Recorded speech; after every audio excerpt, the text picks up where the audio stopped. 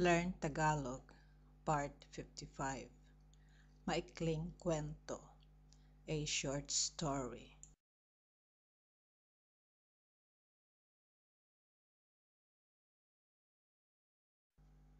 Ang Bakasyon, The Vacation.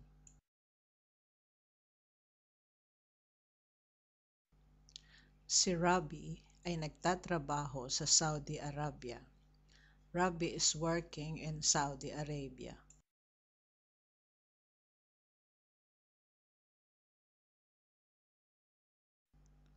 Dalawang taon na siyang hindi nakakauwi ng Pilipinas.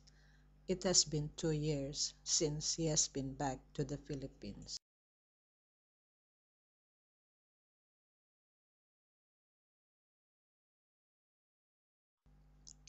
Sabik na siyang makitang muli ang kanyang ina.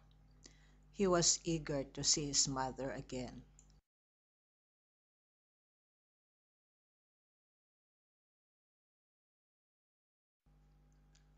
Nagbalak siya na magbakasyon.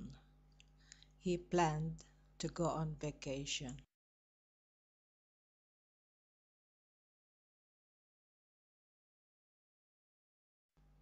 Humingi siya ng permiso sa kanyang amo para magbakasyon at siya ay pinayagan. He asked for permission from his boss and he was allowed to go.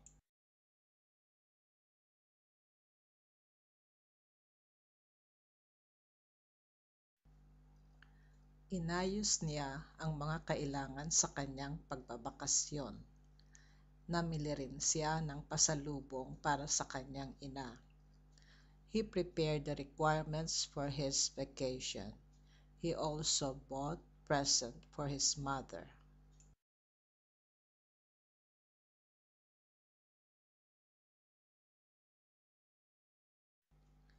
Dumating ang araw ng kanyang pag-alis. Masayang-masaya si Robbie. The day came for his departure. Robbie was very happy.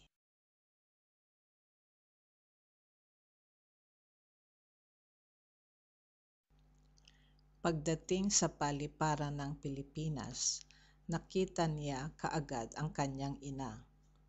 On arrival at the airport in the Philippines, he immediately saw his mother.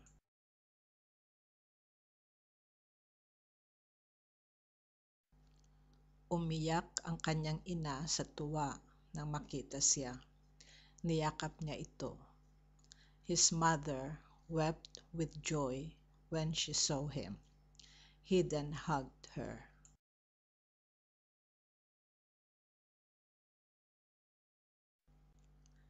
Pagdating sa bahay, nagsalo sila sa masarap na pagkaing niluto ng kanyang ina.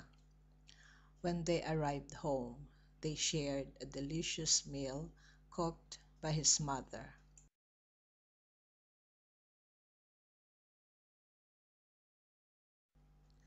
Pagkatapos kumain, ibinigay ni Robbie ang pasalubong sa kanyang ina, ang paborito nitong tsokolate.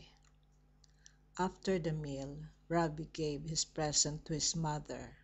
It was her favorite chocolate.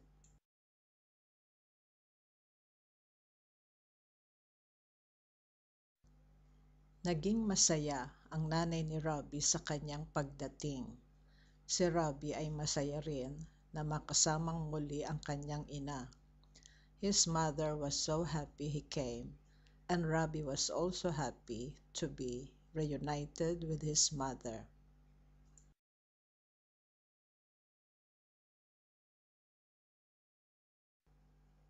Wakas, the end.